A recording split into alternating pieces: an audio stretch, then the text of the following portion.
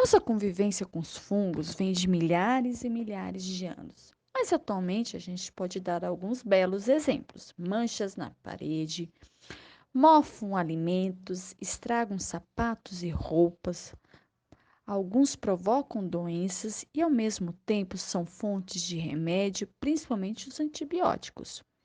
Alguns são consumidos como alimentos em pratos nobres. Isso são os fungos. Os fungos são um reino à parte na natureza.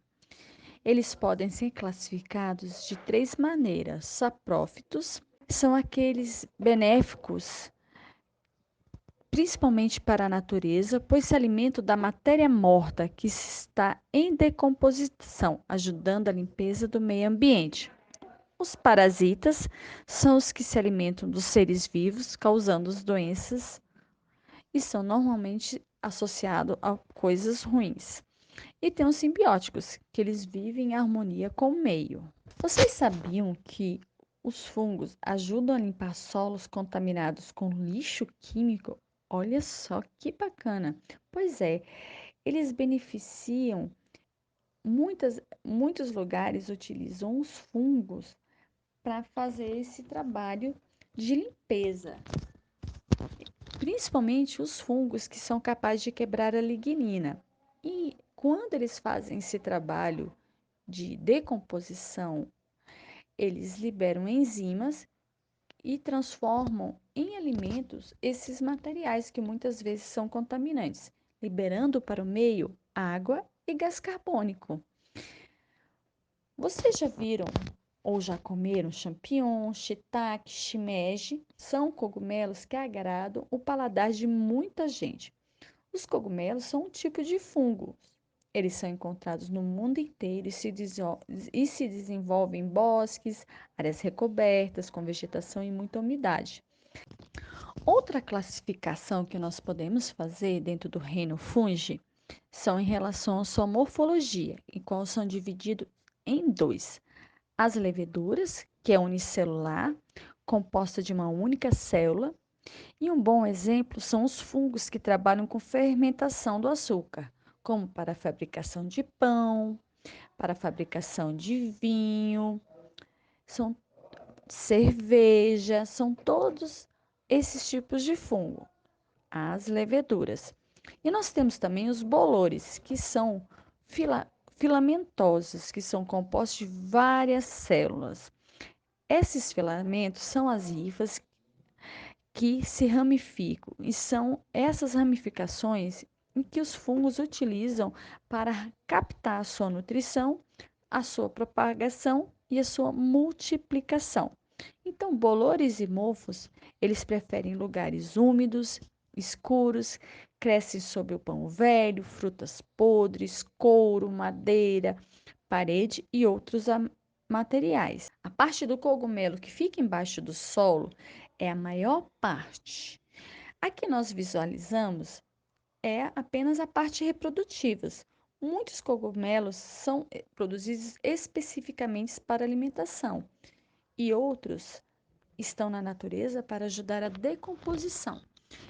Bom, a decomposição é extremamente importante porque os seres humanos fazem muita sujeira. Bom, e esses micro-organismos, eles atuam justamente nisso, ajudando a eliminar muito lixo que nós produzimos. Então, a capacidade dessa decomposição ou degradação do material, a gente observa se ele é mais biodegradável ou não.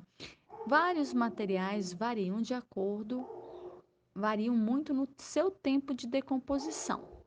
Por exemplo, a fralda descartável pode chegar a 600 anos para ser decomposta. É muita coisa. Um papelão, mais ou menos 3 meses. O plástico, em torno de 400 anos. Então, a gente consegue ver que alguns materiais, os fungos, eles podem ser mais eficientes e outros, eles têm uma dificuldade maior de decompor. O que é importante nós termos consciência em relação a isso.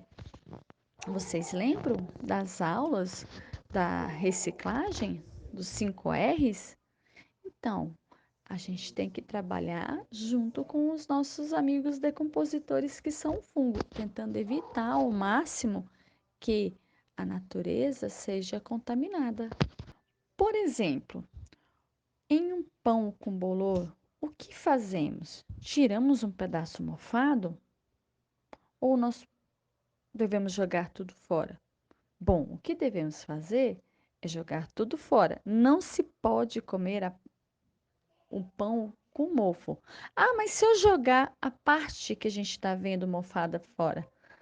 Bom, o que a gente está vendo é a parte colorida, aparente do fungo, mas o fungo, ele tem hifas, né, no caso os bolores, que estão emaranhadas dentro de partes que aparentemente não aparecem contaminadas, mas na verdade estão.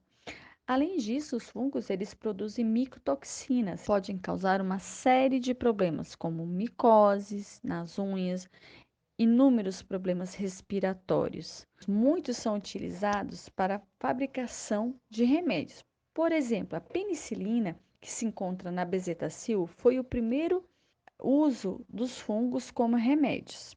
Na agricultura, também nós usamos os fungos de diversas formas.